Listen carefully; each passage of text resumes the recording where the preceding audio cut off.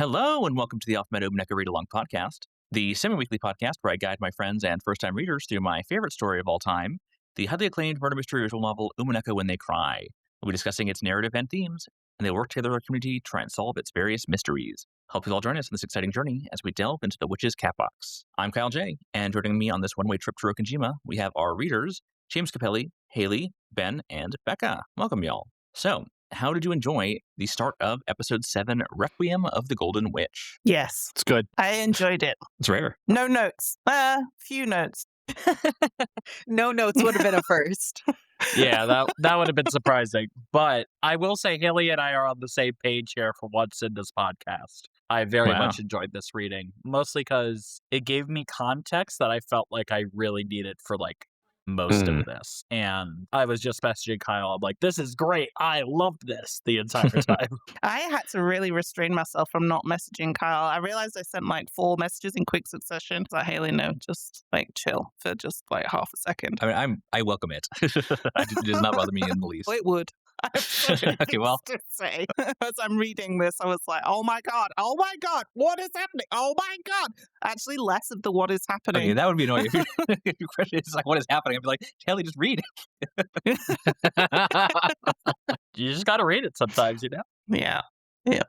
Did everybody else enjoy it then? I had a lot of fun. Yeah. Yeah, I think we all did. Good. I would like to posit that maybe Umineko doesn't need the rest of the game board shit. It just needs all of these in between bits, with Angie's backstory, Maria's backstory, the backstories that we get in this reading. That's all I need.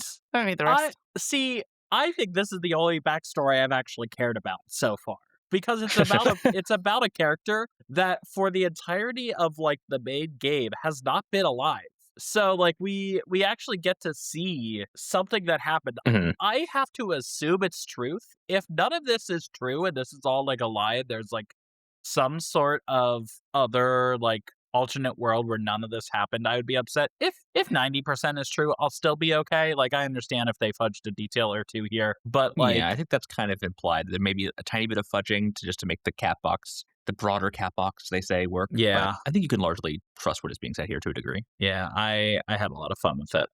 Why do you have to add in to a degree to that sense? Because that's I thought the same, Capelli. There's you can totally trust what they're saying to a degree. I refuse to comment further. You're just giving more credence to my theory that I have not told you yet. I assume you have a theory running at any given moment. Mm-hmm. Well, this week, we are starting episode 7, Requiem of the Golden Witch, with about 3.5 hours of reading, ending on the line, "Hahahah, perhaps that is my only redeeming quality. I think grandfather was blessed with a good friend." He sure was. Yes. Yeah, He's the truest friend. Yes, he really was. That's 111 to 115 of the YouTube playlist. If you've not got up to that point yet, go ahead and stop the podcast and catch up before joining us, or if you're just listening to us along for the ride, welcome aboard. Yeah, this read is a pretty wild one. Had to go a little longer than I wanted to, because I had to get all the Kinzo stuff kind of in one big chunk, because it's all so important to hear. I think that you ended it at the perfect spot. I assume that it's a good cutoff and kind of transition to the next piece, but it wrapped up an entire mini story in one reading, which I loved, and it ended with the best character. So yes, of course. Yeah, I think the only issue is that the next reading is only going to be 2 hours, because there's kind of an awkward place to cut between some of the themes of this section. Because you're going to see a lot of these are kind of vignettes to a degree, right? It's Will goes to talk to person about thing, and then it's here's an info dump about thing. And so yeah, I tried to kind of organize it so you're getting just chunks of things to talk about at once, as opposed to splitting it up. That makes a lot of sense, though. I'm excited for more vignettes. I will say when I realized that was kind of what was happening, that we're getting each individual character's story in their own words at this point, I was like, here we fucking go. Let's go. Oh. All right. Well, let's go ahead and jump into the plot. And typically when you want to stop and talk about something. Our story resumes in what seems to be the magical version of the chapel on Rokkenjima. There, Virgilia recites a poem describing the ephemeral nature of dreams. Now nothing will ever come to wipe those dreams away again. Virgilia steps back from the casket and allows Battler to step forward and lay a book on the deceased's chest. This book, the tale, this fragment, contains the dream that would be more enjoyable for her than any other. This last gift to her would be sealed up in her Catbox, a certain truth that could not be defiled just between the two of them. As they turn to leave, Battler shares his final parting words silently inside his own heart. Throughout the scene, we cut back and forth to what seems to be the parlor of some other Western mansion, where a young servant woman is being accused by inquisitors of heresy for murder. With her alibi disproven, they claim that with the whodunit and the howdunit, her guilt is established, even though she has no motive for killing her beloved patron. Motives are unnecessary in mysteries, you see. After all, the blood-red truth of her motive can always be extracted later through interrogation. A man rushes down Victorian Street, hoping that he's not too late as the SSVD Inquisitors step forward to arrest the maid. Arriving just in time, this former Inquisitor intervenes. He claims that this maid is not the only person with a shaky alibi, and most importantly, he refuses to accept any mystery that ignores the heart. When the Chief Inquisitor pushes on regardless, the man shields the maid with the red truth. It is forbidden for a servant to be the culprit, as stated in Van Dine's 20 Rules, Rule number 11. Having taken the effort to validate the maid's true alibi, a secret lover's rendezvous, he refuses to allow anyone to trample the truth in the hearts of innocents in the course of their witch trials. This man, the former Chief Inquisitor of the SSVD, is Will Wizard Hunting Wright. So what y'all think of our first new character of the read? I am actually not mad at him. I feel like the first message I sent to Kyle was like, who is this man and when can I marry him? Yep.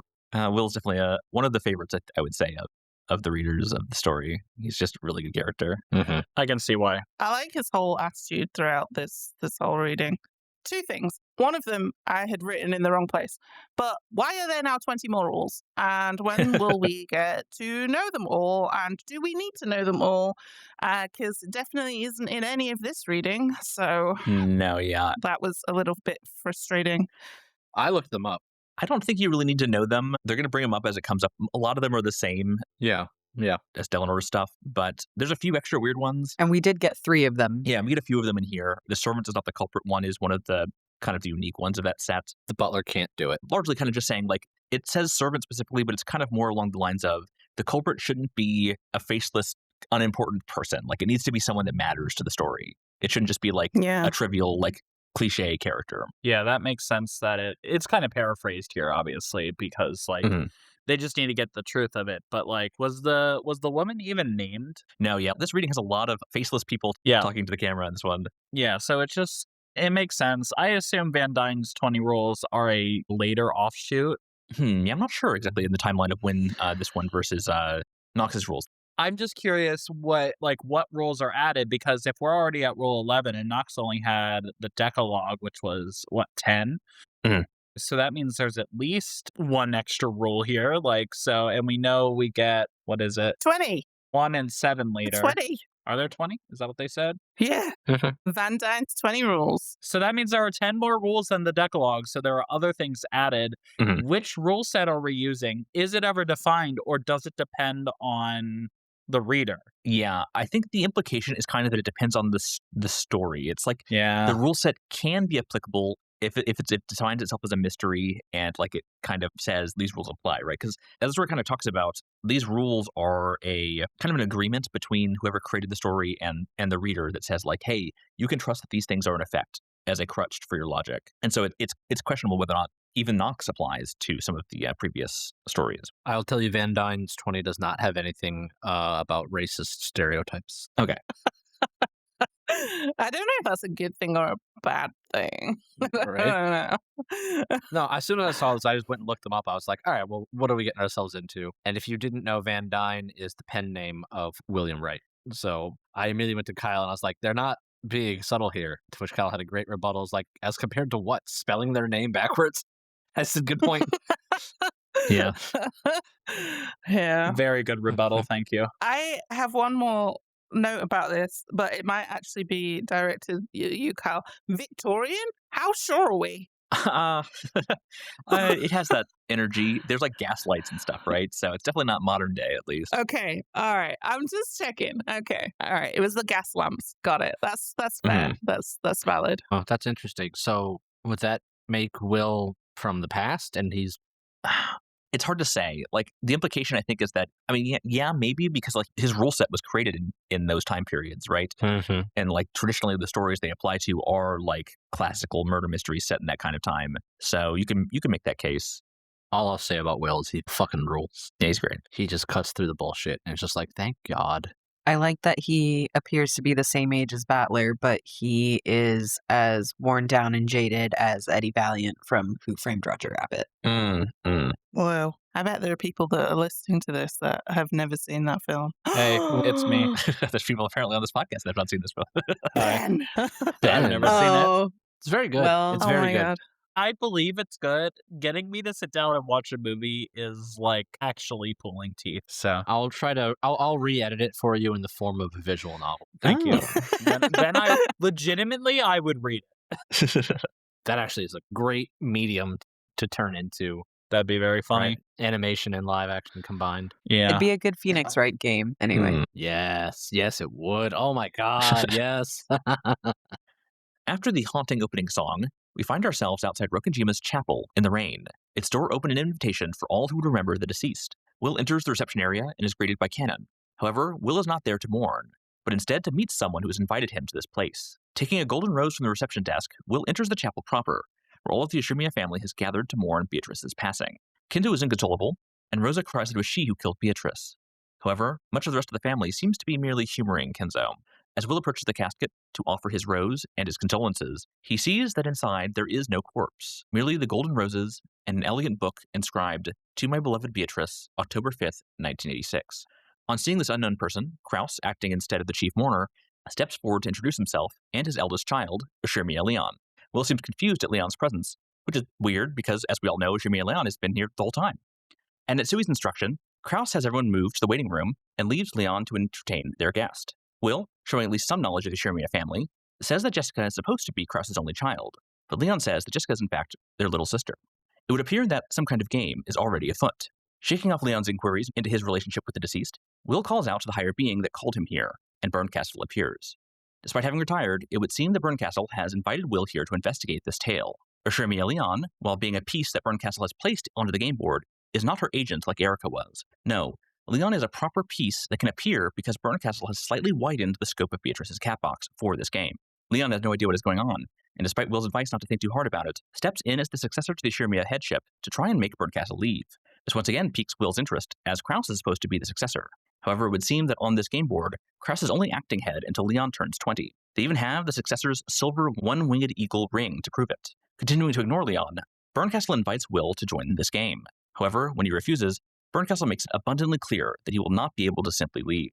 There will be no opponent. She simply wishes to see Will checkmate this game and determine who killed Beatrice. Bernkastel has even helpfully provided Will with someone close to the Ushiromiya family to assist him, the none too pleased Leon. Will tries to wiggle out of it by stating in red, Van Dyne's 20 rules number 7. It is forbidden to have a crime without a corpse. However, Bernkastel coolly replies in blue that that's devil's proof. Maybe it just isn't inside the casket. Unless you can prove that no corpse exists, this is a mystery. Will attempts to rebut with the red, rule number 1. It is forbidden to have a crime without all clues presented. But Bernkastel assures him with her own red, don't worry, everything is gathered here. With another option, Will accepts Bernkastel's challenge. So, I'm actually not mad at Lion, Sakutaro. I don't know. Yeah, Yeah, Leon's great. So I will credit to Capelli. You made a wild call back, I believe, in episode 2 that a lion would at some point appear on the island. So congratulations. That's amazing. Wow. That's hilarious. What was the context for me saying The that? lion statues outside of the chapel, I believe. Oh, that's Yeah. so Yeah. funny. That's crazy. I was in the recording. I was like, what a weird theory. Wow, that's wild. Crazy unhinged theories 1, regular theories a billion. Capelli, I'm assuming this is exactly what you meant when you said this Yeah. too. Yes. Yeah. Did we ever bring that up when Sakutaro was introduced? Because like that, I don't know if we did or not. Yeah, that's also Right. true. Sakutaro does count as well. I didn't even make the connection between her and Sakutaro. Like when she was introduced the first time she shone screen, I'm like, what is it about this character design that is so familiar? And it's the color palette is what it is. Mm-hmm. It's Sakutaro colors. Well, okay. So, 2 things. I literally messaged Kyle. I was like, the lion associations make me think Sakutaro, which could be nothing unless. So mhm. I'm glad that I'm not the only one. But also, I was like, why does this outfit look so familiar? And is it just because it's the same thing that Miles Edgeworth wears? Oh, yeah, that's correct. I don't know who that is. He's one of the main characters in the Phoenix Wright games. Sorry, what is Leon's pronoun? Unspecified. We don't know. Wait. Did it never say, and I just assumed? We don't know. Nope. They deliberately go out of their way to not give any pronouns for Leon. For some reason in my head, just had it 100% for sure that they were a boy, he, him. Like, in my head. So when I started reading, like, some of the comments getting ready, indifferent to her, I'm like, am I going crazy? Like, that's wild. So they don't... Man, I really thought that they call them Successor Sama. They call them... Oh, shit. Oh, wow. Just Leon. They don't ever give...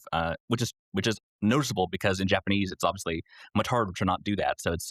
I'm fine revealing that because anyone reading this with that in mind would pretty quickly be like, they sure seem to be avoiding it for some reason. Yeah, I also messaged Kyle about that. I was like, they are very specifically not using any pronouns for Leon. They keep naming Leon specifically to go out of their way to avoid using pronouns. I did not notice at all. I just assumed she, her, but I'm guessing I crossed wires with Jessica being Krause's daughter, and I read that as Leon's Krause's daughter too. Yeah, that's fair. Man. And I definitely read it as Leon is the eldest son.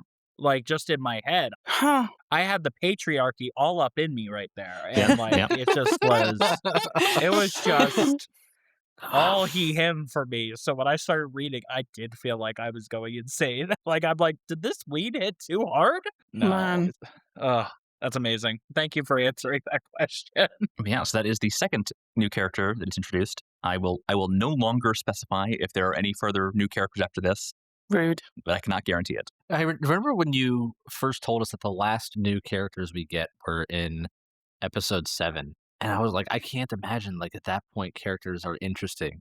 And it's like, because I think the new characters for last episode were Zafar and Furfur, and we liked those. But most of the new characters introduced previously had a lukewarm reception at best. Feathering was also new at last time as well. Lukewarm. I think our group considered nobody jumped out of the gate saying they loved that. You know. Fair.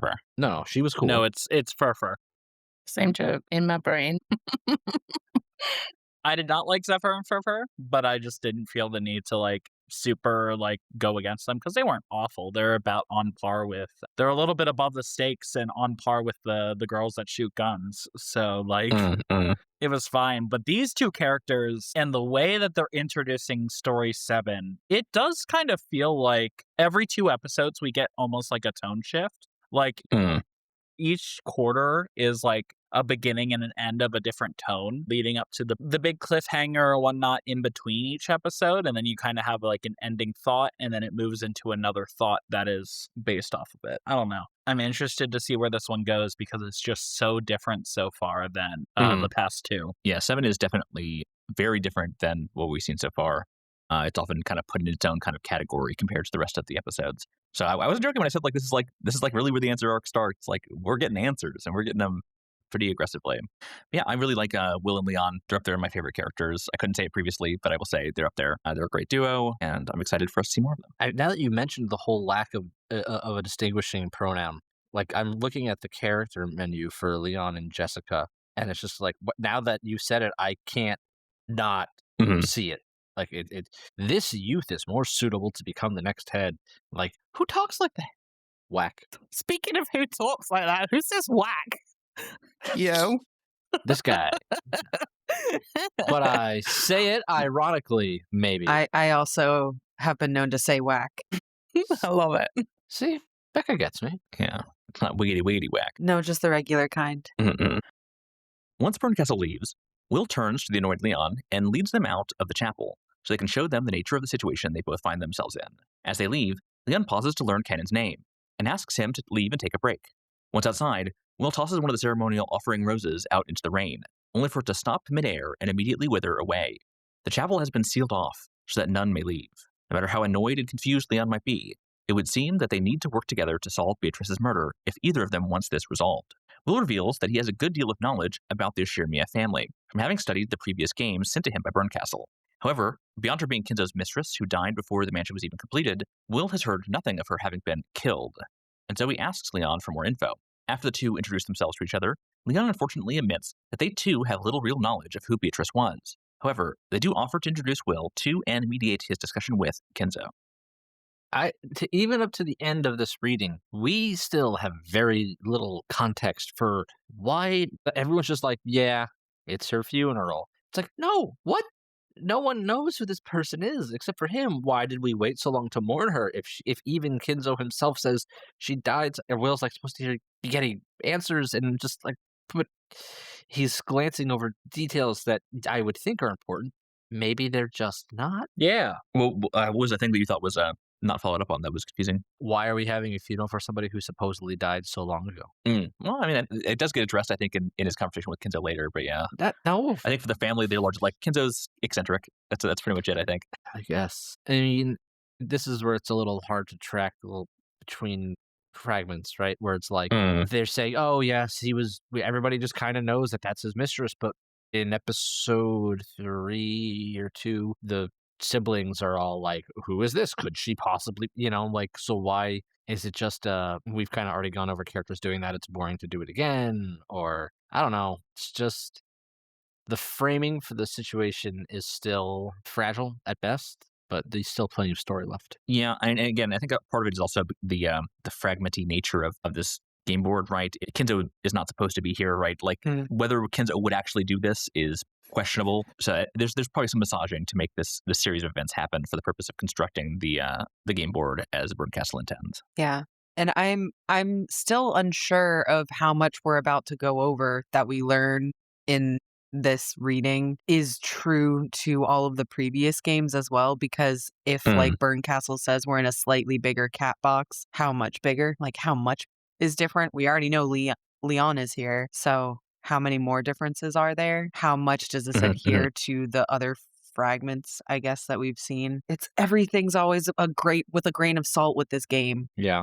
And it sounds like that doesn't get cleared up by the end either, so I really don't mind that it's all over the place. I don't mind, but it's just like, To be clear, yeah, I don't mind it. It's interesting to me, but I'm also like, okay, trying to figure out where the differences are when you don't know what differences to be looking for, because all of the information we've had till now is so limited. And when the author keeps bringing characters that are like, they're super smart, and it's like, why are they choosing not to follow up on these threads that I think are related or valuable? Am I just dumb? I don't know.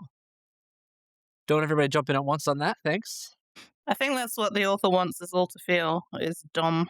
It's probably harsh, but Yes, I had a feeling you would say that. I mean, if I were to actually have answered that question, Capelli, that would not have given you a smile. So Let's move on, Kyle. I think their honest answer is that the story is trying to give only so much info. Like they're definitely restraining themselves to be very limited in what they say. Yeah, I do understand that is the challenge of it. And that is what's exciting about it, like to try and figure out. It's just, I have no idea where to start currently, but we're going to keep going. In the waiting room, the entirety of the Ushiromiya family, besides Kinzo, has gathered. Natsui approaches Will and Leon introduces him. Will tries to ask Natsui for information about Beatrice, but Natsui is unwilling to say more than the party line, that Beatrice was someone that Kinzo once owed a great debt. Leon pulls Will aside and lays down the law that he will speak in a manner appropriate for a guest of the family and conduct all conversations through Leon. Will appreciates Leon's undauntedness and agrees to treat them as a proper partner in the investigation. Seeing Krause's siblings and their spouses gathered together, Will approaches to ask Rosa about her fatal encounter with the Beatrice of Kuwadorian. However, Leon surreptitiously pinches his butt to intervene and ask about Beatrice more politely to all of the adult siblings. With neither Kinzo nor Natsui present, they are much more willing to openly joke about how Beatrice was likely Kinzo's mistress. Once again, subverting Will's rude questions, Leon politely guides the conversation to Rosa and her supposed meeting with Beatrice. So they say that all the family is gathered here, but Battler's description says that Battler's not here. Yes, Battler is just absent. It's kind of unremarked on. He's just not here. Okay, I just wanted to make sure I remembered that correctly, reading that correctly. Yeah. That it does say that Battler is not at this family conference in this episode 7 game. Oh, okay, that's good to know. They don't show Battler's character in this reading, so I wasn't sure if he just hadn't been mentioned because they hadn't talked to him yet, or if he wasn't there. Yeah. To be fair, like they haven't shown like George either. So, but like, yeah, it's stated in the description of his character thing, and it's They talk about the cousins being like gathered at the table next to the food, but I don't think they actually show him yet. So theoretically, Battler could have been here, but they show George and Maria interacting, don't they? I could have sworn they show George and Maria. Do they even technically show Jessica? They talk about Jessica. No, you're right. Yeah, they showed like a single shot. They don't show Jessica though. Yeah. No, they don't show Jessica. We only see George and Maria. Right. A lot of it's abstracted in this bit. But yeah, Battler is not here. But like, it's the character description thing, whatever, the tips. I can't remember what they're called. Yeah, the tips section. That explicitly says that Battler is not there, whereas it describes everybody else in its usual way. But there's a footnote to Battler. Good catch. I don't know why. I don't know. I do know why. The whole butt pinching, but kind of bothers me. I don't know. I do know why there is the butt pinching, but I don't know why it bothers me. I don't know. It feels aggressive in a way. I don't know. Depends how hard. I mean, apparently it's hard enough to be quite painful. Yeah, but like, how? Like, I don't know. Is that realistic? I don't know. Maybe Leon grip trains very aggressively. I don't know how realistic it is in line with a couple of tropes that, like, I didn't even question it. It's just like, oh, this is the joke that they're going with. Maybe my family's just a bunch of freaks, but my mom talks about how her younger siblings used to joke around like this with each other, where they would like pinch each other and try and get away with it. And sometimes it would be in the butt, but also like the arms and stuff. Yeah, I think it's the butt that bothers me. I think like pinching would be fine, but it's like, why is butt? I think that's also just like a surreptitious place to do it, because if you're standing next to someone, you can just kind of like stick your arm behind their back and like pinch them there without like looking like your arm is moving too much. Genuinely, I think that's what it is, because I feel like I've also seen that in like a TV show or a movie too. Like nothing that I can think of offhand, but fair. Yeah, that's exactly how I interpreted it too. Yeah, I just don't like it. I think whenever I've encountered, it just feels like that's fair. I mean, that's fair. Like a sexual assault almost. I don't know. It was the 80s though. It's fine. Yeah, right. I'm gonna say I like it, but not like to downplay the way like what you find icky about it. But I like it in the sense that it's very much Leon picks up on Will's personality very quickly and kind of grasps that this is a good way to like try to rein him in. Be like, you're being way too serious and freaking blunt about this. Let's calm down, buddy, shall we? Yeah, I like that. I do like that angle of it. I don't know. It feels like it's too intimate of an area for it to be okay with me. That area on the body. Yeah, no, I gotcha. Rosa, who is clearly distraught, continues to insist that she had killed Beatrice all those years ago by leading her away from Kuwadorian and down that dangerous cliffside path. Will reassures her that it was an accident, and that Beatrice is grateful for the small bit of freedom that Rosa had been able to give her. She had taught Beatrice that the ocean is blue. Leon, on seeing how far Will is willing to go to comfort Rosa, says that they had misjudged him a little. With Rosa's guilt somewhat assuaged, she is finally willing to talk some about what happened that day. 19 years ago, a thoroughly upset young Rosa had run into the forest Rokkenjima as far as she could. There she stumbled onto the hidden mansion Kuwadorian and met a young woman calling herself Beatrice. However, this Beatrice, while older than Rosa had been at the time, looked exactly as was depicted in the portrait, and was clearly closer to being a child than would be possible to also be the lender of Kinzo's gold more than 10 years previously. As Kirie and Hideyoshi point out, it seems much more likely that this Beatrice was actually the secret daughter of Kinzo and his mistress, the original Beatrice. When Beatrice had fallen from the cliff, her death was immediate and undeniable. Rosa had fled from the scene, and by pure chance had found her way back to one of the lion statues behind the chapel. Late that night, Rosa had finally worked up the courage to call Genji, who told her to tell no one else, and that he would take care of it. After that, nothing seemed to happen. It would seem that Genji had cleanly handled the incident. However, being unable to openly mourn the death of his illegitimate child must have greatly hurt Kinzo. Thus this funeral now. All right, I guess that kind of answers it. It's definitely just like the story needs this, so we did it, which is a fine answer. Stories do need things. Haley, were you prepared for the twist that maybe instead of 2 battlers, 2 Beatrices? Yeah, I was fine with that. I was saying 2. Those are rookie numbers. There could be more. Yeah. Who knows how many Beatrices? That was something that we said when we encountered the younger Beatrice in the garden anyway. I was about to say the same thing. As a collective, I believe that was our first theory. Like the first thing we all said was like, this is probably just somebody's kid. Their half sister. Yeah. Yeah. I like it though. Yeah, and they're pretty, like, if you go back and take a look at in episode 3, I believe it was, when Beatrice was describing that situation, described it as like, I was a homunculus created by Kinzo who had the soul of the witch sealed up inside. It's pretty aggressive, and it's a metaphor for what seems to have occurred. Yeah, Mhm. oh, definitely. And of course, Battler at the time was like, fuck all this magic shit, whatever. Yeah. Yeah, not really thinking. Because he's incompetent. He didn't really think about, maybe Granddad had another child with this woman. Yeah. I was looking back through my messages that I sent Kyle, which is my version of taking notes. And the first thing I had said was, this is an early observation about Leon, but this is the character I wish was the protagonist. Yeah, that's fair. That's fair. I think Leon, just based on what they've showed so far, would have been a much, like, not necessarily better for the story, but better for Ben sort of protagonist, where it just would have been Fair. like, this is one I click with more. Not I to gotcha. say that it's not a good story without him or without them. The next thing was just in all caps, Genji knew, meaning that Genji had information, like, knew about all of this, like, and it wasn't just like, Yep. in theory, he had to have known, like, and we could have put that together. It's just this is confirmation that somebody knew this piece of info. Yeah. I am so fucking excited to get to Genji's backstory. It better be in this episode. We got Nanjo backstory coming in, baby. I mean, I'm not sure how much more of Nanjo backstory we're gonna get. No, we're not gonna get much more, but you know what? I'll talk about it later.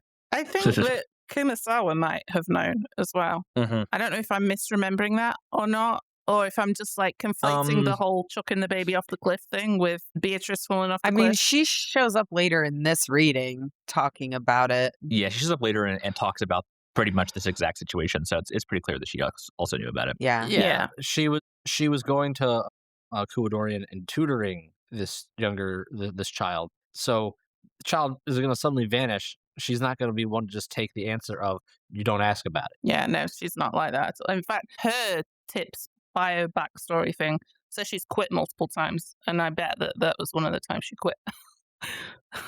Yeah, I think quit from the public facing side of the family. The way I think it really means she went to work in the Kuwadorian side of things. Yeah. That makes sense. This whole section, maybe I'll save it. Actually, yeah, I'll save it. Yeah, we get to go more detail later once we get to the Kinzo stuff. Fucking Kinzo stuff. No, it's pre-Kinzo that I need to put this thought in, but I think I'll save it for just before we get to that bit. When it becomes clear that Rosa has no more information, Will tells Leon that they will need to talk to Kinzo himself to learn more. He then heads to the chapel proper alone to clear his thoughts. There, Bernkastel appears to ask him how the game is going so far. Bern appreciates having a competent player for once, but Will says that unlike Battler, he has nothing standing in his way. Will asks Bernkastel how he's supposed to get the truth out of Kinzo if he won't talk, and so she grants him the hallowed theater-going authority, which normally can't be given without approval of the Senate. With an order to continue to entertain her, Bernkastel leaves. However, Will is then startled to find that Shannon had entered the room, having replaced Kanon at the reception desk after Leon ordered him to take a break. It would seem that she too has no memory of this supposed successor. Apparently, in order to create this slightly bigger Catbox, this game board was stitched together from several fragments. After all, even though Shannon confirms that she's been working for the Ushiromiya family for 10 years, making this 1986, Kinzo is still alive on this game board. Will then begins questioning Shannon about what she knows about Beatrice. While not knowing much, she does remind Will that there is in fact a third Beatrice, the witch and master of Rokkenjima's night from the Servant's Ghost Stories. However, when Will asks Shannon to go get Canon so that all the people who don't know of Leon can talk, Shannon says that she can't. Will tries to argue with her, but her excuses quickly turn into something much more sinister. With a doll-like expression, Shannon says that this cannot be negotiated, as it has been mandated by the one who orders them. When Will threatens to use the theater-going authority on Shannon to instead view her story directly, Shannon, now speaking like a malfunctioning robot, asks Will if he really wants to proceed with this course of action. Recognizing that he's being warned away from making a fatal mistake, Will decides to back off. Besides, that interaction alone had been enough for Will to confirm most of what he had been planning to ask anyway. Leon then returns and informs Will that Kinzo is now willing to speak with him, and they should hurry before he changes his mind. Fucking loved this scene. Hey, so what the fuck? Yeah, I enjoyed this scene as well. This was easily my favorite scene of the reading. I loved how it kind of took me from reading a visual novel to like a choose your own adventure book in the sense of like you actually get to make choices and affect the diverging paths. And it's like, do you really want to choose this option in big red bold? Like I felt very at home reading this for some reason, where it's like, oh, this is like a the DM has asked you if you're sure as you choose to do something very stupid. Are you sure you want to do that? Yeah. Very good. Yeah, so what do y'all make of that? That was a very interesting scene. Shannon and Kanon are one. Yeah. Oh yeah. This is the last confirmation I needed to confirm that. Yeah. It also Yeah. confirms something that I noticed in my review of episode 1, which is that Kanon and Shannon are never in the same place at the same time unless they're with other servants. So this was just like, okay, they literally cannot be in the same place at the same time in front of other people. And even in episode 1, they go through extra efforts to, when they are together, to kind of like hide it. Like, for example, when Shannon is first introduced, right, she's serving tea to the family that just arrived, she then returns to the kitchen, and like Kanon is like standing behind her in the hallway, like talking to her, never to Genji or Kumasawa or Goda in the kitchen, like only to her. And then he's like always like, oh, he never leaves any footsteps. It's like there's a bunch of stuff like that. Yes. So yeah, he there moves are quietly. clues from the beginning. Yes. Yeah, that scene is really cool. I wonder what this means then if we, as for putting that into our theories and, you know, the numbers of people and like who was in what room when and all that stuff. Yeah, it's one of those things where it's like, if you've determined this is true, then you kind of have to look back at everything and be like, what does this mean? Because it changes a lot of stuff. It's really just boggling my mind about like the Jessica and Kanon of it all. If Shannon and George are engaged, it's not good. They're gonna have to talk the implications, about that, right? Yeah. I mean, that's what they're largely conflicted about for most of the story, right? Like, yeah, but they're going to have not some sort of resolution per se. They don't have to have that, but they're going to have to address it at some point, right? Like, Wow. this book has to do anything. Kyle was just looking up at the ceiling there for several moments for all of the listeners, just avoiding our gazes. There may be some complicating factors. I love the way Shannon starts talking here with I don't know, because I am watching these YouTube rips, which are a different style than y'all do, but it fills the text in piecemeal and in like digital font, like literally a robot. Yeah, they do a similar thing in the version that we're looking at as well. It's very unnerving. It's so creepy and so good. And I was like, this is exactly what I've been wanting for someone to do this whole time. And I'm so happy that it was Shannon, honestly. I love this confirmation. Anyway. Yeah, I got to say, when I first read this story, because like I think I mentioned previously that I was not paying too much attention when I was first reading this originally, because I'd gone like hot off of finishing episode 6 and rolled right into episode 7 without really thinking much about what's going on. So this scene was very confusing for me, who had not given any thought into what the end of 6 might have actually meant. Oh, that's really interesting. This is why you've insisted that we actually use our brains and not just like, yeah. Speak for yourself. In the VIP room, Will introduces himself to Kinzo. Will says that he wishes to know about Beatrice, and that as an outsider with no connection to this family, he can listen to Kinzo's tale without bias and record it. However, Kinzo has no interest in what others may believe of his and Beatrice's love after he dies. Additionally, that Will even knows Beatrice's name means that he is no mere uninformed outsider. Will reveals that he knows of the Beatrice that Kinzo loved, who died, and left behind a daughter that was then raised in Kuwadorian. Will reasons that, given the young Beatrice that Rosa spoke of seemed to refer to Kinzo by name, Kinzo had not seen her as his daughter, but as Beatrice's reincarnation. Kinzo claims that through his many magical rituals, Beatrice had been slowly regaining her memories, but the young Beatrice we saw was clearly incredibly conflicted by the identity being forced upon her. And when Rosa had visited her and granted her the opportunity to escape, as short-lived as it had ended up being, she had taken it. And so, Kinzo had lost Beatrice twice, and yet could not properly mourn her loss until now. So this being exactly what we just went through with Battler and Chick Beato. Yeah. Didn't really love that. It raises some very interesting questions. And also the stuff that we get into with Kinzo, which we'll kind of jump back to this because we kind of have to have a broader discussion about what this means for episode 6, because the parallels are very direct. Yeah. Between Kinzo and Battler.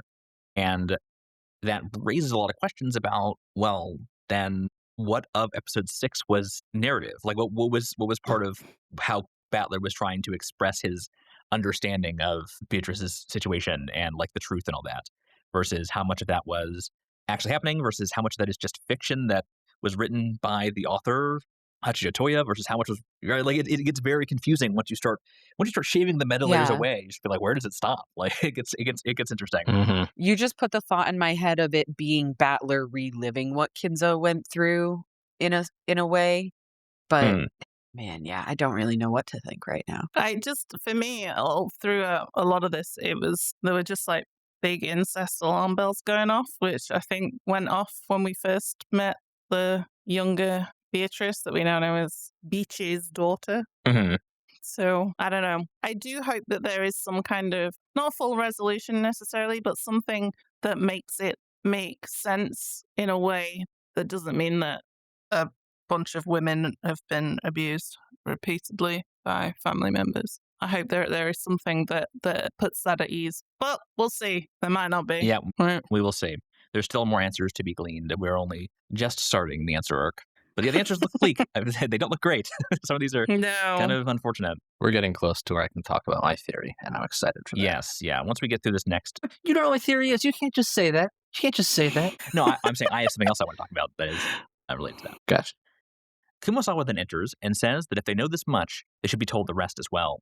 Kumasawa had effectively been the young Beatrice's wet nurse, and confirms that everything Will has been speculating is indeed true. While Kinzo had spent as much time with his daughter as he could, as she grew, his feelings for her late mother had bled through and twisted their relationship.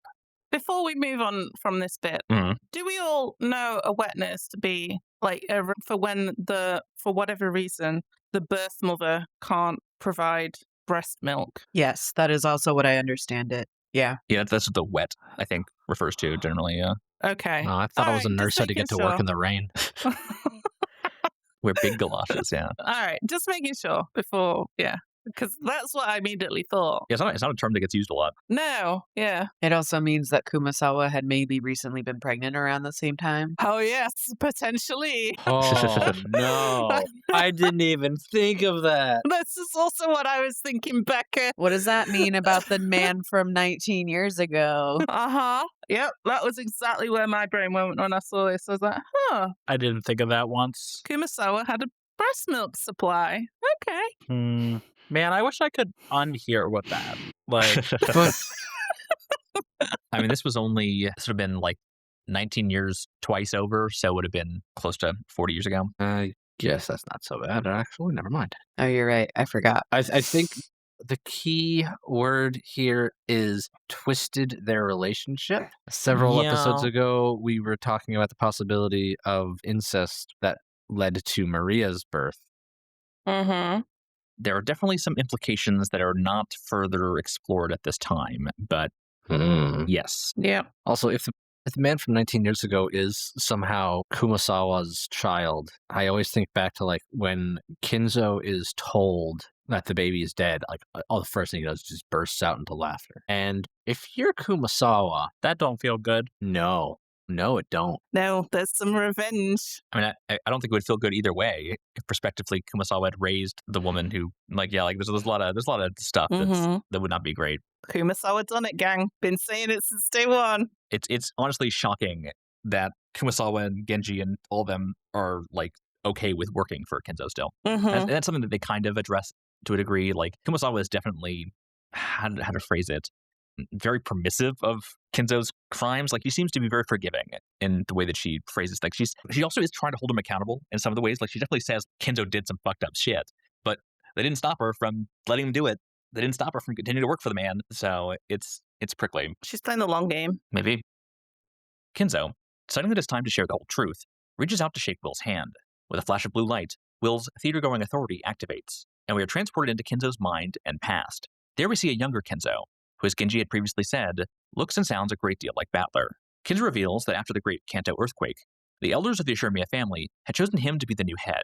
Any member of a branch family that they could use as a puppet would suffice, and Kinzo's misfortune to have polydactyly, a trait considered to be a sign of good fortune in the Ushiromiya family, made him the perfect choice. Leon is shocked to hear how backwards the mythology that they had been raised to believe was compared to the truth. But Kinzo reassures them that while he may have been chosen for his ignorance, Leon will be a true and splendid successor. Kinzo spent 20 years of his life dancing on the elders' strings, listlessly doing nothing more than what he was told and reading books. While still a young man in his mind, his body had become much older and worn down. In his total indifference, he had been married off to some daughter of a noble family, and even fathered several children, because that was what had been expected of him. There is nothing as long and insubstantial as a life you do not live for yourself, and yet it passes in a blink. When World War II had started, Kinzo had been shielded from the conscription, but once the elders had scavenged enough from the corpse of the Ushiromiya family to last their own lifetimes, they eventually allowed Kinzo to enlist himself. Kinzo sought to die on the battlefield, but had made the mistake of informing the army that he had knowledge of public works and construction. As a result, Instead of being sent to the front lines as he desired, he had been tasked with setting up facilities for Navy construction teams. It was here, on this island of Rokkenjima, that Kinzo had been stationed and had eventually come to meet Beatrice. In 1944, with the tide of the war turning, Japan had decided to build a string of hidden naval bases on small islands off the coast that could house submarines loaded with massive explosive payloads. However, Rokkenjima's base, which is to be dug out from a cliffside cave, had never been completed and was forgotten about by the higher-ups. So, man, this is the coolest shit. This base and seeing the images that we had seen in episode 4 when they were, I think it was, Yeah, when they had like traipsed through the catwalks as they were escaping the prison area, yeah. And this is very cool to have it sort of explained as to when this was built. I really, really liked it. There is something I picked up on in this, and maybe I've noticed it before because of all of my crazy zooming in on Google Maps for the sake of the epitaph. But there's somebody on. So there is an island called Hachijo Island or Hachijo Town, something like that, right? Yep. That's an actual thing. But then we also have that author called Hachijo Toya, right? Yep, that's correct. But there is somebody has labeled a shrine on Google Maps as Rokkenjima on one of the islands. Yeah, I don't know. If that island is actually called Rokkenjima or not. But no, it's someone not. did do that. I noticed. It's Udon Island. That's very funny. Yeah, I saw that someone had reviewed their shrine as if it was a. Yes. Yeah, that's very funny. So it was amusing. It says, "I heard that this island belonged to Ushiromiya noble. Lovely family. I hope that there's nothing atrocious happening there." That really tickled me. So I thought this would be a good point to put it in with the like history of Rokkenjima and how it was built. Yeah. But yeah, it's very amusing to me at least. So thank you, whoever you were, if you ever listen. Yeah, so I did want to stop here because I think at this point some of the parallels between Kinzo and Battler in episode 6 are made more explicit. So we talked a bit in the previous time we had talked about episode 6, how strange that whole wedding scene was and all the framework that episode is under. Obviously now we can see that Battler, now wearing Kinzo's robes, now staying in Kinzo's study, now trying to revive a Beatrice who no longer has memories, who he is trying to force the identity of a Beatrice upon who calls him father, who he does not like that. These are direct parallels. But I also think the wedding is also an interesting parallel because we have a Kinzo who says, he was non-functional, kind of living in a comatose state when he was forced to be married by the elders of this family, and only then afterwards did he meet Beatrice and was revived. Well, we have Battler, who was in a comatose state, forced by the witches of the Senate to marry this woman that he does not love. And then after the wedding, because Battler does in fact marry Erica, that is kind of glossed over, but that does happen. Only then does Beatrice arrive and save him from that fate. Who chose to write that story that way? I have to ask. I'm picking up everything that you're putting down, but yeah. It's where does it originate? Which is which? Yeah. Obviously, in stories, there's a lot of parallelism and stuff like that. But was Battler planning to marry Erica as a metaphor for Kinzo's marriage to his wife? Or was Bernkastel just tricked by Lambda Delta into following the exact metaphorical line? How much of this was an actual plan? I mean, obviously there's an answer, and that is that Hachijo Toya wrote this, right? But then we're saying, is any of the meta world actually happening? Is any of that actually a story, or is it just the story that Hachijo Toya wrote? It gets really messy really quick. So my theory, which I pause because it kind of does touch on what you're saying. I don't want it to be correct because it's too cliche, but I started really considering this when we jump into Kinzo's flashback and they're like, oh wow, Battler sure does see why Genji said he looked like a young Kinzo. Oh my goodness. They got the same voice actor. Yep. Right, it's the same art. They just changed the hair and the hair color, right? He looks older as well, but yeah. A little taller, I guess. But the main thing that I was thinking, I was like, could Battler just be Kinzo? And okay, we're back to this. The story is all just metaphor, or is a death throes thing for Kinzo to you relive your life and all that. And the thing that really got me thinking about it, and this I did share with you, is in episode 1, Kinzo, quote unquote, chastises all of his family members right? Like Rudolph is misogynist, Kraus is greedy, Battler is a shame, he discarded the Ushiromiya name, Maria's an abomination. Like he lists basically all of the characters within the family and why they are not worthy of succeeding him. And I'm just like, looking back, all of these traits Kinzo also has. Kinzo wanted to abandon the family name. Kinzo was a misogynist in some ways. Kinzo was greedy in some ways. Kinzo was, and it's like, it reads to me like almost autobiographical. And then that leads into how the parallels are there. How is there a sin from years ago that Battler doesn't remember? This Beato knows who he is, expected him to be playing along. There was a promise made. If they're both like into or edging close to the afterlife, like they could explain how you're living for 1,000 years. She spent 1,000 years waiting for Kinzo to die to rejoin him. I don't know, like it's... And that's why Battler is not here, is because Kinzo is here? I don't know. I haven't if fully... If they touched, they would... was it this Time Cop where they morph into each other and explode? It's just... Yes. It's just, if you want to take the story into much more of purely thematic and not literal at all, sure. I would say that's how Team Fantasy is a contender, like going into episode 8, right? Because like, we're in episode 7. We are just getting answers to how Team Mystery is the correct solution, right? It's either, it's going to be something like that, I think, or it's going to be more of fantasy is what powers love.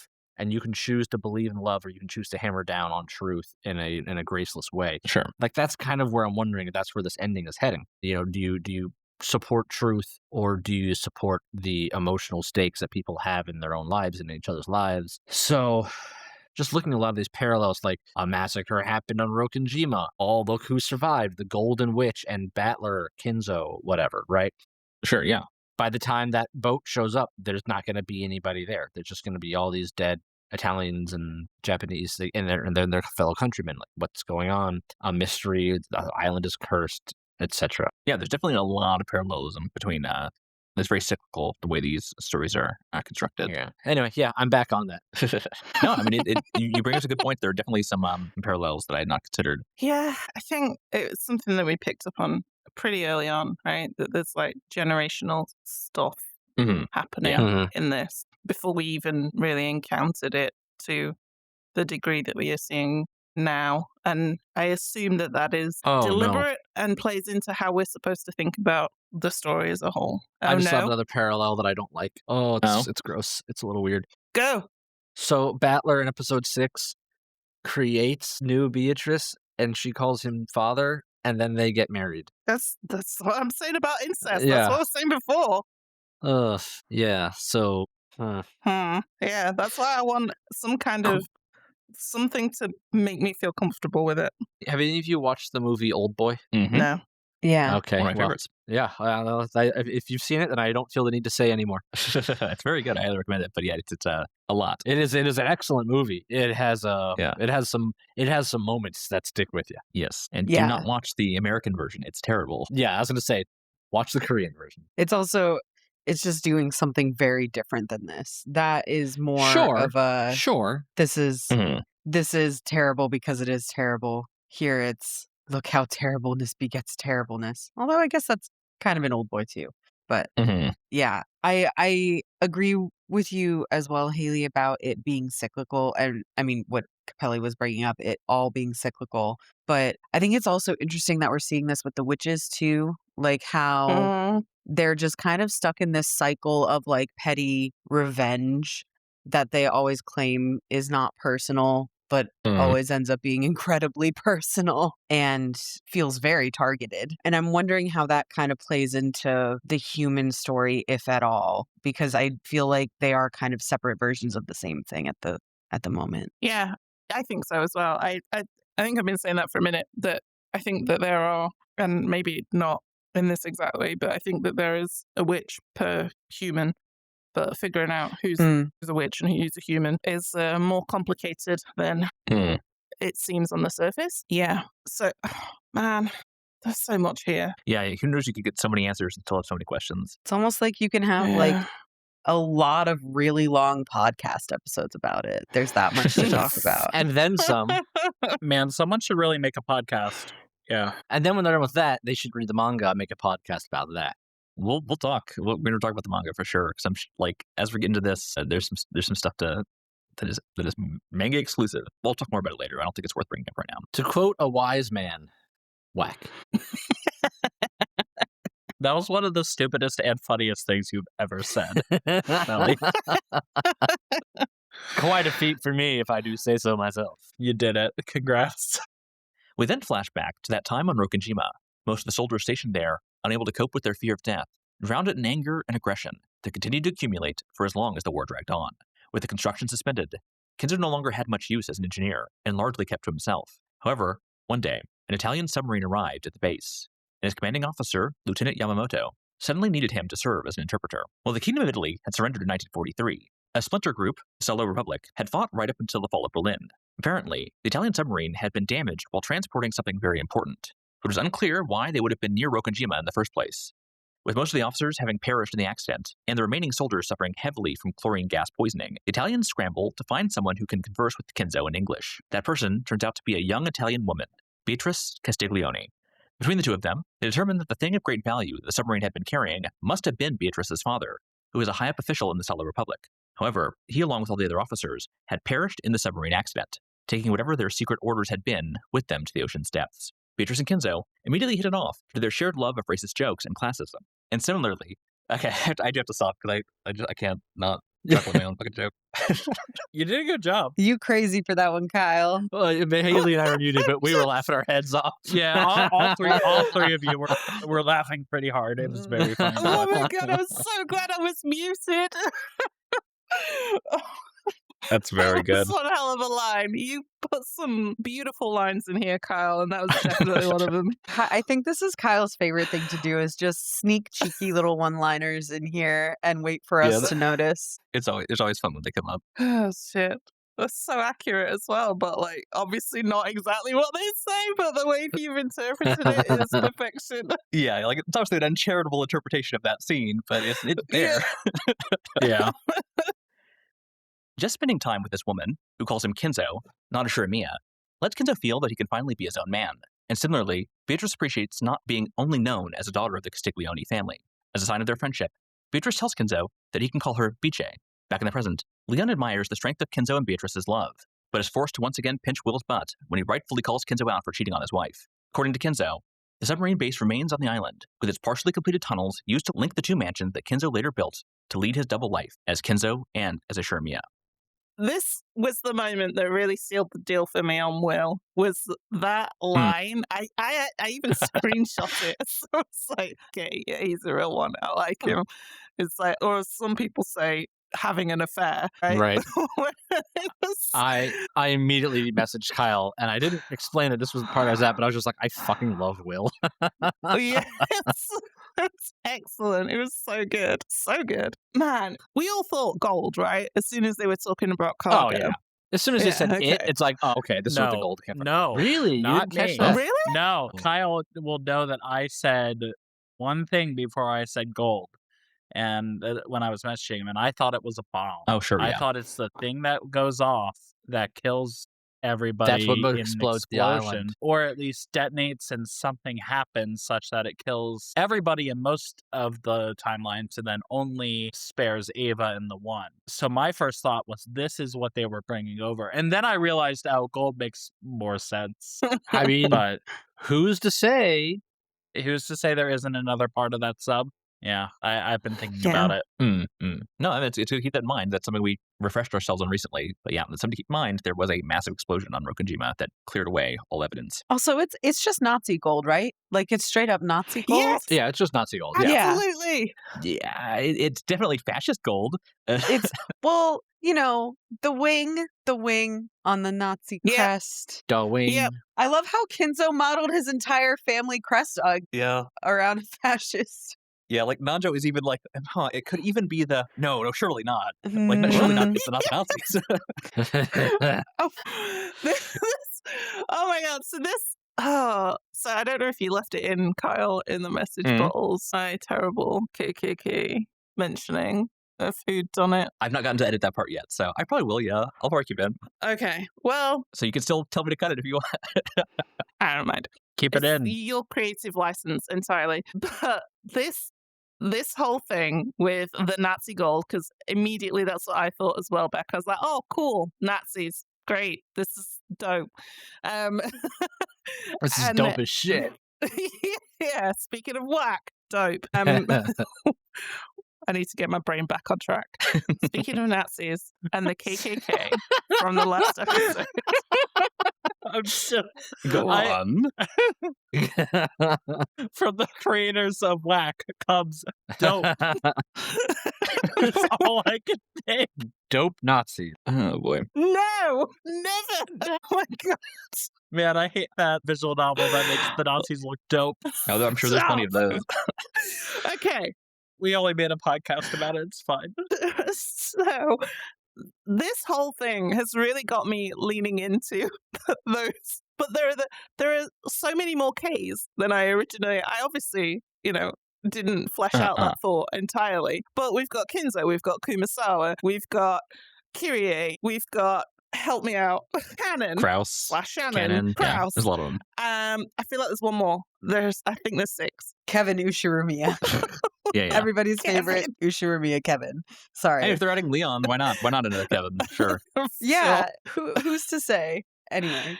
But I feel like that whole group has reason to destroy everything. Kinzo wants to leave nothing behind because he wanted to destroy the Ushiromiya name anyway, right? This is what propped up for me when he was talking about how he hates the name and loves that she just calls him Kinzo. We've got Kumasawa being a wet nurse, and whose baby was that? And what happened? I mean, we know that she has a son that survived in the continuation episode that we saw with Angie. And I mean, this Kyrie I've already spoken about was from a big mafia family that, there's just a lot there. Kraus obviously would want to keep it all for himself, and apparently his 2 children.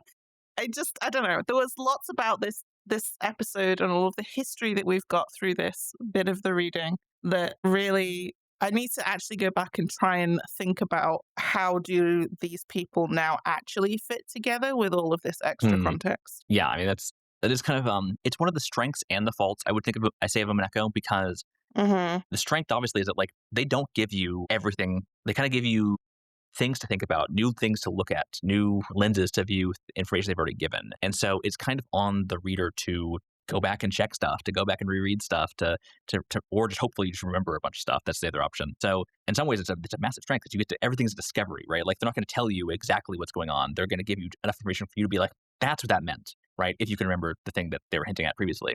Yeah. So it's kind of it's kind of hit or miss sometimes. But again, that also just means that when you do go back and read it again, which I'm sure everyone will eventually do, right? For podcast season 2, there's just so much to uncover there. So, man, it's just like they wrote it with, they didn't realize that people have full-time jobs. I don't know. Maybe the classism is real. Yes, I mean that's 100%. Like, the visual novel medium, the medium itself is for sure meant for people who have a lot of time on their hands. Like, they drag things out a lot, and we've said multiple times the editing. They could give you some edits for the story to trim it down by maybe even 50%. Like, there's a lot you could cut to make this a nice trim story that just gets to the point. But obviously that would leave some things on the cutting floor. Like, a lot of especially when it comes to mysteries, right? The more you cut the fluff, the harder it is to hide the truth. You know what I mean? I mean, you've seen my summaries. Go back and read any of my summaries and be like, Jesus, Kyle, spoilers. Jeez. Every single one of my summaries is practically just a list of spoilers for Umineko.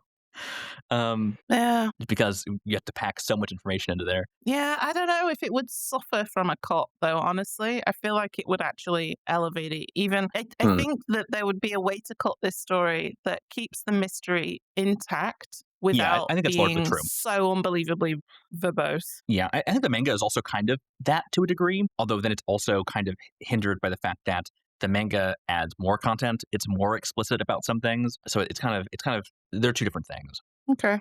But another thing I want to talk about in this segment is we learn original Beatrice Castiglioni's nickname. Beatrice asks Kinzo to call her Bice, which he does, which we've never heard before, which is interesting. We've heard Kinzo call out Beatrice, scream to the sky with other people around by himself, but not Bice. What that means exactly, I'm honestly not sure. Is that a sign that he's really talking about his daughter, Beatrice? Does it just mean that like he doesn't want to? We would use a personal nickname when he's not talking directly to her. Is it a sign that his feelings have shifted or changed, or he would have called the new Beatrice Bice if she had asked him to? He was waiting for that. Like, who knows? There's all sorts of weird stuff that could be going on in Kinzo's head. But I just think it's interesting that she has a nickname that he calls her, and he never uses it outside of these scenes. We have another parallel there as well for Beatrice. Well, we haven't seen it outside of these scenes because we've never seen Kinzo speak before, except for that one flashback. So the Beatrice from the majority of this game, I guess, never learned that this was a nickname. Yeah, or I guess you could make the case that Beatrice would have been the grand meta witch Beatrice that exists on the meta world, was deliberately making some artistic liberties with the way Kinzo spoke to hide the truth, right? If Kinzo had been like, Bice, and also Beatrice, the separate Beatrice, I am sad about both of these two people, like, that would have been kind of, or like if you lean into it a bit more, what my theory is that she's mad at him and she's not going to let him use the personal pet name, right? Anyone who's been in a relationship with somebody who you care about a lot, you're not going to be thrilled with the idea of them, period. But like using the cute pet names you had for each other, at least when you're mad, let alone if it's a huge fallout of the relationship. That's where my brain went. That's fair. Yeah, I thought it was interesting because it is something to note. Not sure what it means, but I thought it was worth talking about. Really, Kyle? You're not sure what it means? Genuinely, don't know what it means. Okay. I will let you straight up. I do not know. I was genuinely curious about why. So you're saying this never actually comes back, and like they don't talk about it later. I mean, who's to say? Who's to say? You said genuinely, and I have to believe you when you say genuine. Yeah, no, I'll let you know. Yeah, like then it doesn't come up again. It's not like critical to anything. It's not really explained why he doesn't use it that way.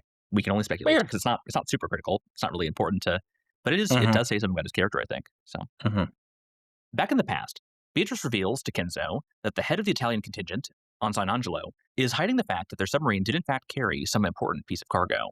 Despite Beatrice's attempts to convince him that Kinzo is trustworthy, and them being among supposed allies, Angelo and the rest of the Italians have remained on high alert for the last 2 weeks while waiting for the higher-ups to manage to send a ship for them. Just then, San Angelo approaches and has Beatrice inform Kinzo that he needs to speak with his commanding officer. Apparently, with the Italian submarine unrepairable and continuing to slowly take on water, the Italians have been forced to ask the Japanese to assist them in unloading their top-secret cargo, 10 tons of gold ingots. Kinzo asks Beatrice why would they be secretly moving such an immense fortune out of their country that could potentially have been used to change the course of the war. But as Beatrice says, weapons change the course of a war, but after the war, they aren't useful for anything. Money may also change the course, but it remains just as valuable after the war. After unloading the gold, the heads of both camps meet to discuss what is to be done about the gold. To the Italians, having the gold discovered would be the worst possible outcome, as it would be returned to the puppet state now controlled by the Allied forces. They need to hide the gold until their homeland can be restored. However, with their submarine now sunk, there is no way for them to get the gold off Rokkenjima without alerting the mainland, and thus the Italian government. Instead, Lieutenant Yamamoto offers to partner with the Italians to hide the gold here on Rokkenjima in return for them handing over nearly half of it. While San Angelo is open to the deal, many of his subordinates, having lost many friends in the course of the mission, are unconvinced. Yamamoto gives the Italians until noon tomorrow to make up their mind, as it will still take time for them to hide the gold before the transport from the mainland arrives. Later that night, the Italians continue to argue about what they should do about the gold. Conversation eventually turns to the possibility of simply killing all the Japanese soldiers to guarantee their silence. Just then, the door opens and a grenade is tossed into the room. However, the grenade turns out to be a dud. Japanese soldiers burst into the room, and both sides open fire. With the dam now broken, battle erupts across the base as both sides seek to completely eradicate the other and take the gold for themselves. Kinzo, hearing the gunfire, runs towards it and discovers many of his companions have already been gunned down. While he had sought to die in battle just a few short weeks ago, having met Beatrice, he now knew how it felt to be alive for the first time. Back in the quarters the Italians had been given, Yamamoto kills the last of Beatrice's guards and takes her hostage. Using Beatrice as a human shield, Yamamoto manages to kill the last of the Italians. When he then moves to kill Beatrice herself, though, Kinzo shoots him instead. Seeing that Beatrice is injured, Kinzo wants to take her to a hospital. However, Beatrice says that she would rather die than be forced to return to Italy. Like Kinzo, she too had lost her reason to live, but had regained it in their meeting. Beatrice begs Kinzo to kidnap her until the boat from the mainland arrives and everything ends. However, Kinzo says they can only grant half her wish. Giving her up once the boat comes for her, he simply cannot do. Taking her and a single gold ingot on a small boat, Kinzo will use the golden magic to make anyone do as he wishes, to find a doctor on Nijima who will treat Beatrice, his golden witch, anonymously. I doubt they explore it, but my first thought is I wonder if there's a fragment where the grenade did go off. I wonder what kind of changes that would make. When we talk about multiverse stories kind of like this, Sure. I always think of like the big impacts of things not explored. Mm-hmm. But I think the grenade going off and making it so the Italians won is a very interesting thought experiment. Not that it necessarily makes a good story. Yeah, and that would definitely be quite a big divergence from the Catbox. Oh, absolutely. I don't think so. I think we get the same result. I think the Italians get wiped out and the Japanese eventually just turn on each other. And it's going to lead to the same. Quite possibly. So then you could say, what if they just said yes? Or what if they decided to act first? That would lead to an Italian victory. Yeah, I think you're right, Capelli, that kind of the premise of the story is that no one can resist the allure of the gold. Right? Like it is a corrupting force that corrupts all. It just being there means shit is going to happen. And so I think even within like the multiverse, if they were to bring that up, Bernkastel will be like, I looked at all of the fragments, and in all of them, everyone still dies. Like it would be that kind of thing, right? If that would be the narrative they would say. Yeah. I do think it's interesting. The talk of a boat from the mainland arriving in a couple of days, and that's when Beatrice is going to leave him. Interesting. Where have we heard that before? More parallels. Yeah. Him refusing to let her go, it's almost like he's trapping her in a time loop or something. Or like a box. She came out of a box. I think it's like a dog's box or something. That's. I think you might be close there. I can't think of what else it'll be. We'll just call it that from now on. That's the alternate universe version of it. Thank you. I do think you make a good case that there's so many parallels across the entire story. I think I'm being too harsh on the Battler Kinzo parallels in episode 6. The case just may be that, like, I mean, it's a story. Obviously, there's going to be some parallelism. That's just like the nature of writing, right? So I may be being too harsh on like that means everything must be fake kind of thing, right? I think it's worth thinking about, but I do think that the parallels here are a sign that may be just the thematic nature of the work. Yeah, but I mean, the Battler and Kinzo ones are so pronounced that even if you hadn't taken the time to delineate them, they are all ones I picked up on myself while reading. And like, those ones are very prominent for a very specific reason, clearly. And this one I would even consider another Battler Kinzo parallel because it's about Kinzo not wanting to let Beatrice go when the ship to the mainland comes. I mean, maybe it's less direct, but Battler being trapped on the island with Beato, but only until the ship comes from the mainland, although we haven't seen that happen yet for him. Isn't there a conversation, I think, between Virgilia and Battler, where Virgilia basically tells him, like, being able to let go, like, giving someone that freedom is what love is kind of founded on? Yeah, that was like in the first half. So episode 2 or 3, I want to say. It was kind of early, if I remember correctly. Well, it would have to be 3. That's when Virgilia shows up. Yeah. So it's either 3 or 4, and it could even be 5 in the garden. I would think, I remember 5 better, so I imagine it would be in 3 during like the Beatrice trick, but I don't recall. Not when she's doll Beatrice. Yeah, I do not recall that.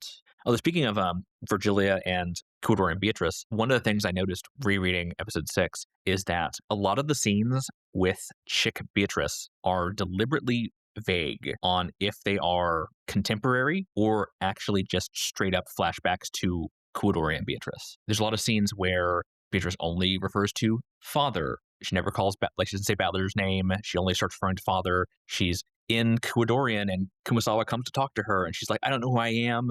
I want to become this golden witch that father apparently wants. There's a definitely case to be made that those were just straight up scenes of the past and not actually contemporary. That is a fascinating point. I don't want to have to read this again. I'm also kind of at a point where I'm like, is there even anything to gain in trying to separate certain aspects of this that are clearly meant to be overlapping? Like, but I mean, I can't really make that determination until we get through all of it. Yeah. But right now I am just kind of letting it be and being like, okay, so these things are different aspects of the same thing, and I don't know what that means, but yeah. Yeah, I think that's fair. We really don't know where the story is going to shake out yet. Like, we could go full fantasy still. Like, there's plenty of time for things to go full sci-fi even. Like, it's hard to say what is meant to just be poetic license, what is meant to be literal, what is meant to be hints at some underlying literal hard mystery truth. Like, yeah, we just don't know yet. All right, anything else before I wrap up this segment with this last bit of reading? The moment Ben has been waiting for. Yeah. Gimme. Back in the chapel, Dr. Nanjo confirms to Will and Leon that he was indeed the doctor on Najima that treated the injured Beatrice. Leaving Beatrice with him to recover, Kinzo had been forced to return to Rokkenjima in order to cover up the gold and Beatrice's existence. Later, a representative of the Ushiromiya family had come to collect Beatrice and brought her to live in secrecy at one of the Ushiromiya family's unused villas in Odawara. However, Beatrice had unfortunately died giving birth to their daughter, who would later come to be known as the Kuwadorian Beatrice. Using the Italian's gold as collateral, Kinzo rapidly built up a fortune, which he had then used to acquire Rokkenjima and build the two mansions there. The gold, which had been improperly stamped with the eagle of the flag of the Salo Republic, only showed one wing, and so Kinzo took that symbol to be his own crest. After all that, Kinzo and Nanjo had become good friends, bonding further over their shared love of chess. And considering the lengths that Nanjo was willing to go to help hide Kinzo's passing in Beatrice's games, he must have been an incredibly dutiful one. And that brings us to the end of this week's reading. Yeah. My boy! Nanjo didn't do it, probably. That's all the confirmation I needed. I do believe that Nanjo did not do this, and I am leaning more towards Kumasawa could have been like one of the biggest antagonists. Yeah. Well, by done it, I mean mastermind. I mean, he's clearly an accomplice. I mean, okay. He's clearly an accomplice. I mean, just the Shannon canonness of it all requires a Nanjo accomplice. Sure. I don't think that he murdered anyone, I think is the thing that I'm going for here. That's fair. I think that is a fair question to ask. I don't think that he is the main hiding someone's identity for reasons that we do not yet know is one thing. Killing 17 other people on an island and yourself on an is another thing. Yeah, I could picture him being okay with, if this is actually masterminded by Kinzo, I could picture him carrying it out for his friend. Maybe not a murder, but everything else that would for then somebody else to be able to do the murdering. The setup. Yeah. You could see him doing setup for this. Yeah. Maybe not even knowing why he's doing it, but just doing it on the last will of his friend. Yeah, I could see that. But I don't think that he has the intent to hurt anyone, personally, just based on what I've seen here. Okay. Not even for the gold that corrupts. Yeah, like his family gets sent a ton of money. Yeah, he got some of that gold just immediately for. But his stupid son never actually cashed it out. Apparently, no one did. No one that we know of ever cashed any of that money out, which is interesting. But they have it. I only took that to believe that Nanjo's son didn't do it, but everybody else, I thought Kuwasawa's family did. No, Kumasawa's family didn't realize what it was. He never actually went to the bank, as far as we could tell. Ah, interesting. And Angie also had no idea what the letter meant, so she never went to the bank either. I think we were only seen showing Dr. Nanjo's son actually finding out that there's money in there, and then he didn't take it. Right. Because it's cursed. But they said there were like a bunch of vaults, so like there could have been, another 10 people for all we know that got money. Yeah. I like that they used this as a point to sort of reinforce the doctor's goodness as well, with he gave him change from the 1 gold bar, basically. Here's your gold leaf back, sir. Yeah. So this is way too much money. Have some change back. This is not what my services cost. Yes, I am the good doctor. No, he's more terrified. He even says that he didn't do it because he was good. I think he's being a little self-deprecating, or like he's being a little humble, right? He's saying like, "Oh, I would have taken it if I had more courage," but like it's hard to say. Like honestly, like he didn't take it. We know for sure. So yeah, this reading has just so many things to go back and think about for sure, and there will be more answers to come. Does the rest of episode 7 continue like this with lots more? I think this first part is definitely like the densest, but there's still a lot to come. Okay, that's exciting. Yeah. I mean, I wouldn't be upset to have another episode devoid of the metaverse. It was nice. Maybe that's why I liked this, actually. Yeah, you're just getting the plot that you care about, which is the mystery. Like, the metaverse has always been a nice supplement, but I'm here for the meat of the mystery. And when we say mystery, you don't mean like the facts of the case. You mean like the personal story behind things, the heart of the mystery. Yeah, like what actually happened? Like, who is the mastermind? Who are the accomplices? What are the clues that Battler was given to solve it? I do want to say, I didn't bring it up earlier in the summary, but when I was reviewing my notes earlier, I remembered I do really like that the opening scene of this episode with Will coming in and being like, you can't just say it was her because you can prove that it was possible for her to do it. Like, motive is important. Because I do feel like as time has gone on, and I don't remember exactly what you've told us about the timeline of this being published and how long certain episodes were out for. I know that the first 4 were a chunk and the second 4 were a chunk, but it kind of reads to me as like having enough feedback from the audience to be like, y'all are focusing on a lot of the right things, but you also can't forget about the motive. The why is important. I like that Will literally shows up to tell the audience a mystery without a good motive isn't a good mystery either. Yep. It can't just be mechanically appropriate. You have to be compelled by the story. Mm-hmm. Yeah, I mean, he's very much the counterpoint to Erica. Yeah. She was like, I'm going to pigeonhole principal proof, and that's how we did it by just disproving everyone else did it. Right? Yeah. Like, it's the exact same stuff. Will is criticizing basically directly Erica's methods. And it is very appropriate to have him be the character that is going to now be the lens we see everyone's like truth through, for lack of a better word, so that we can better understand why they do the things that we do, which I feel like is something I've been hitting on since the very beginning of this whole thing, is like, what is anybody's goal here? Yeah. And Yeah. so I'm really excited that we're finally getting to that. This is my favorite shit. It's further interesting because, like, that's very much a Sherlock Holmes thing, right? Like, when you eliminate all that's possible, what's left, no matter how improbable, must be the truth. Right. You could say that that's basically what Erica's doing, but I would not equate her style with Sherlock Holmes' style of solving a murder at all. Yeah, and there's a good faith to what Sherlock is doing, obviously, whereas like a lot of what Will is complaining about is also just like they were shoddy, right? Like if this person was literally the only person that could do it, then yes, they would be guilty, but they weren't, right? Yeah. And they could have known to look for those inconsistencies if they had looked at the motive, right? That's kind of part of what Will is saying. Is like the complete lack of motive should have kind of been a hint that like maybe this wasn't the right person. Maybe we should look more carefully. Yeah. Yeah. Yeah. And I'm glad that he's saying that at this point as well. I mean, there's so many moments that I've said, oh, this is such a drag, like the red and blue battles and that kind of stuff, because it loses the heart of everyone in those moments for me. How worried were you when we got some new red truths using a new set of rules where you're like, oh no, here it comes? But yeah, no, I didn't even register the second lot, honestly, because the rest of this was so good. Like, I registered the first one, I was like, oh my God, why? But then the next time they went into a bit of a red and blue back and forth, I was fine with it. So yeah, and I think that one was mostly just to like, hey, reader, just so you know, like this is important.